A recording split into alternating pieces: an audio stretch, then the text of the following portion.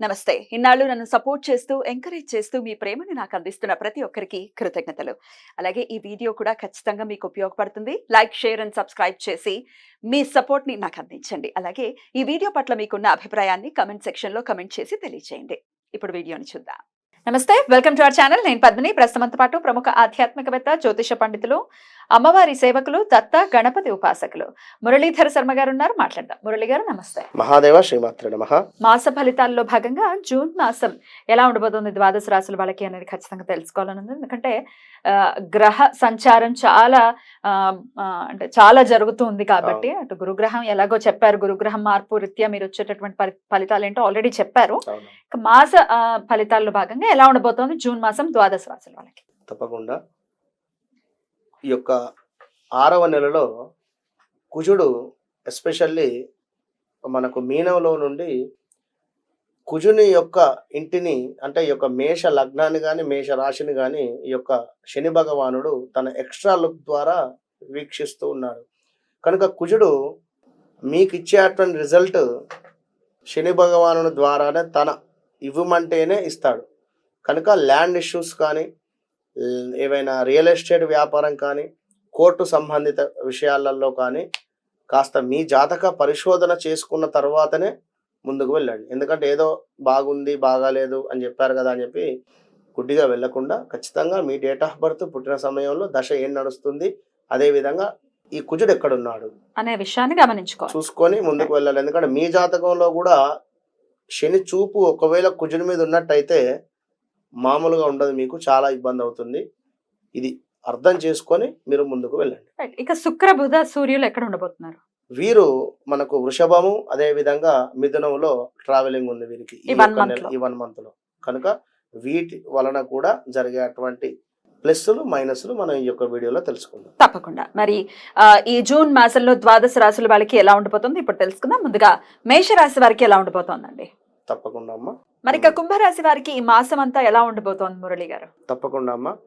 కుంభరాశి వారికి వీరికి జన్మశని అయితే నడుస్తూ ఉన్నది. అయినప్పటికీ కూడా 4వ స్థానంలో ఈ యొక్క గురువు ఉండడం చేత స్థాన చలనాలు కానీ లేదా ఏవైనా 2 వీలర్ కానీ 4 వీలర్ కానీ కొనుక్కోవాలి అనేటువంటి ఆలోచన రావడం కానీ ఇవన్నీ అయితే ఉన్నవి. కనుక మరి ఈ మాసములో ఎట్లా ఉంది అనుకుంటే అనుకూలము లేకపోయేటువంటి పరిస్థితి ఉంది. వాహన ప్రమాదాలు ఉన్నాయి, విద్యా ఉద్యోగ భంగం ఉంది, చేయి వ్యాపారం అందు నష్టములు, శస్త్రచికిత్సలు అంటే హాస్పిటలైజ్డ్ డబ్బు ఖర్చు, ప్రభుత్వ పనులు చెడిపోవుట, అకాల కలహాలు కావచ్చును, చేయి వృత్తులందు ఆదాయము లేకుండుట, శక్తికి మించినటువంటి పనులు చేసి చింతించుట, ఇంటి యందు అనారోగ్యములు, ఇష్టమైనటువంటి వస్తువులు ఏవైతే ఉన్నాయో అమ్ముకునేటువంటి పరిస్థితి, మధ్యవర్తిత్వం అసలే పనికిరాదు. కుంభరాశి వారికి కొన్ని పరిస్థితులు చక్కబడేటువంటి పరిస్థితి అయితే ఉంది.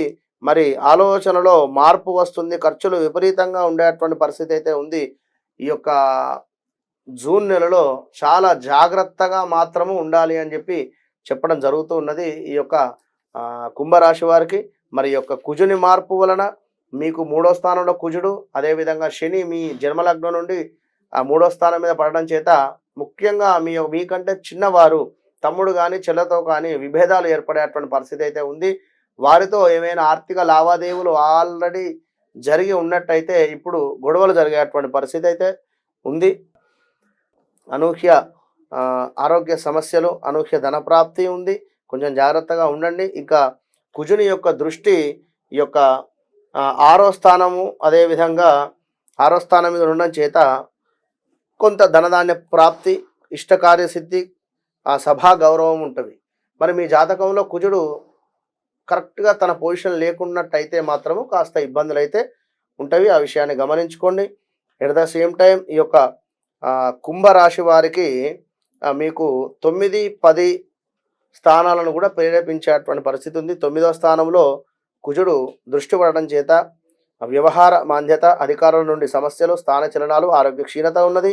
10వ స్థానంలో ఉండడం చేత ప్రతికూల వాతావరణం ఉంది, అదేవిధంగా వ్యతిరేకత ఏర్పడుతూ ఉన్నది, ఇంకా వృధా భ్రమణలు ఉన్నవి, ఇంకా ఆహార వ్యతిరేకత ఉన్నది, అంటే ఫుడ్ రిలేటెడ్ ఇష్యూస్ వచ్చేటువంటి పరిస్థితి అయితే గోచరిస్తూ ఉంది. ఇంకా మరి ఈ యొక్క బుధుడు కూడా మరి ఈ యొక్క 4వ స్థానంలో ఉండడం చేత, మరి 4వ స్థానంలో బుధుడు ఉంటే సర్వకార్యసిద్ధి, శుభకార్య నిర్వహణాలు, అదేవిధంగా మాతృసుఖము, కుటుంబ సౌఖ్యం అయితే గోచరిస్తుంది. మరి యొక్క శుక్రుని మూలకంగా అందరి వలన ఆనందం ఉన్నది. వాహన ప్రాప్తి, వాహనాలు ఎవరైనా కొనుక్కోవాలి అని అనుకునేటువంటి వారు, శుక్రుడు సొంత ఇంట్లో ఉన్నాడు కనుక కుంభరాశి వారు కొంచెం మీ జాతకాన్ని కూడా ఒక్కసారి పరిశోధన చేసుకొని మీరు ముందుకు వెళ్ళండి. మరి ఇక్కడ సూర్యుడు కూడా 4వ స్థానంలో ఉండడం చేత కాస్త కార్యాలలో ప్రతికూలత, ఆరోగ్య క్షీణత, మానసిక ఆందోళన, కుటుంబంలో కలహాలు ఉన్నవి. అట్ ద సేమ్ టైం సూర్య భగవానుడు ఈ యొక్క నెల చివరికల్లా పంచమానికి వెళ్ళిపోతుంటాడు. పంచమ దృష్టి వలన కాస్త ఇంకా నమ్మక ద్రోహము కానీ, ధన నష్టము కానీ, శత్రువుల వలన భయం కానీ, ఆలోచన హీనత ఇవన్నీ కూడా ఉన్నవి. మొత్తము కూడా కుంభరాశి వారికి మైనస్ వాతావరణంగానే ఉంది. మీరు మొత్తము కూడా నెగిటివే చెప్తూ ఉన్నారు, ఒకటి పాజిటివ్ కూడా చెప్పడం లేదు అంటే అక్కడ జరుగుతూ ఉన్నది అది.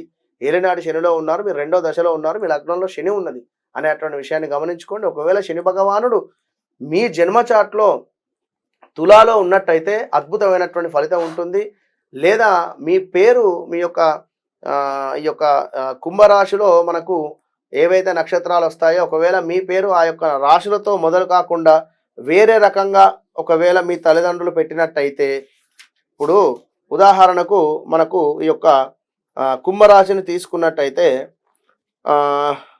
శతభిష నక్షత్రము, ధనిష్ట నక్షత్రము, అదేవిధంగా మనకు పూర్వభద్ర వస్తుంది. ఇక్కడ ఏమిటి గా గి గూగే కానీ సు అక్షరము కూడా కుంభరాశిలోకి వస్తుంది. మనకు సా అక్షరాలు, గా అక్షరాలు ఎవరైతే ఉన్నారో వారు ఒకసారి మాకు ఈ అక్షరాల మీద పేరు లేవు, మాకు వేరే అక్షరాలతో పేర్లు ఉన్నాయి అనుకుంటే తప్పకుండా మీరు ఈ ఏలినాటి శని నుంచి బయటపడవచ్చు. పెద్ద ఇబ్బంది అయితే ఏం కాదు 100% కూడా. కనుక మీరు కూడా శని సంబంధిత అదేవిధంగా కుజ సంబంధిత దానాలు, జపాలు చేయించుకోండి, మంచి ఫలితం ఉంటుంది. ఆల్ ద బెస్ట్ కుంభరాశి వారికి. చాలా బ్యూటిఫుల్ గా ఎక్స్ప్లెయిన్ చేశారు. డెఫినెట్ గా ఇది భయపెట్టడానికి మాత్రం కాదు, వాళ్ళకి జాగ్రత్తలు చెప్పడానికి మాత్రమే మీరు చెప్తూ ఉన్నారు. కాబట్టి చెప్పిన విషయాల్లో జాగ్రత్తలు వహిస్తూ చాలా కేర్ఫుల్ గా ఈ మొత్తం మాసాన్ని కూడా గడపాలని కోరుకుంటూ ఇక నెక్స్ట్ ఎపిసోడ్ లో ఫైనల్ గా మీనరాశి గురించి మాట్లాడుకుందాం. తప్పకుండా. మహాదేవ.